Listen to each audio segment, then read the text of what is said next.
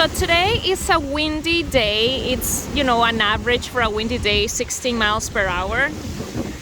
And Justin is going to show you how this works on a windy day. Alright, so as you saw from the previous video, step one is always to remove the cover from the tank. Again, the same tank that's used on any propane grill. We're going to open this with a quarter turn, just the same way we would with any other tank. We're going to go over to the regulator the same way that we did on the non-windy day. And the process is literally the same. We are going to push the lighter in, and we are going to turn to low. And there is your flame. The flame is on right now, it's just extremely low, so the camera might not be picking it up. It is on. Maybe the camera has to get a little closer, I don't know, but this is what happens when wind interacts with our fire pit. You can see that the flame is just tremendously low. It's barely visible. Do you want to turn it up? I can turn the intensity up to try to see it a little bit more. I'm not sure if the camera can see it. That's high. That's high? That's high. That's on high. So this is what happens on a windy day. I hope my voice is coming through clearly. Because it's windy, in case it didn't pick up, this is what happens on a windy day, 16 miles per hour. Because it's so windy, there is no actual fire. I just want to interject. You can actually tell when the gusts are coming and going because the flame is mostly absent. That's when the wind is gusty. And every now and then there's a break in the wind and you can actually see the flame. That's when the wind is stopping. So you can see that from time to time, the wind slows down and you can actually see the flame. But for the most part, this is a pretty windy, yeah, there you go.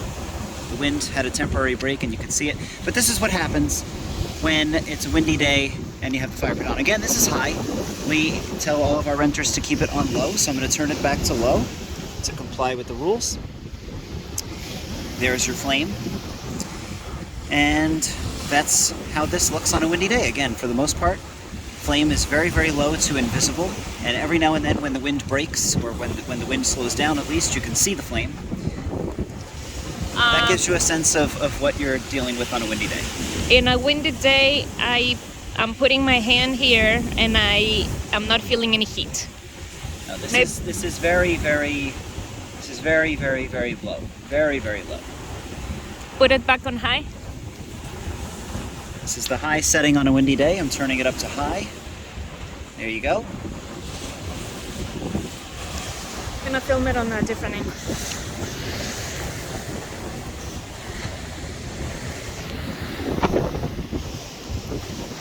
So right now it's blowing that way. Do you want to put your hand there? The wind is swirling. You can see that sometimes the wind is blowing toward me. Other times the wind is blowing away from me. But again, the flame is just very low in general right now. So, and I'm going to turn it back to low because again, just to reiterate, this is the flame on its highest level. We instruct our renters to keep it on low, so I'm turning it back to low. And this is what your flame looks like. Again, you can see the periods of high wind when there's no flame visible, and you can see every now and then periods in which the wind dies down and the flame is visible, albeit temporarily. So hopefully this shows the distinction between the last video, which was on a calm day, and this video, which is on a windy day. Thank you.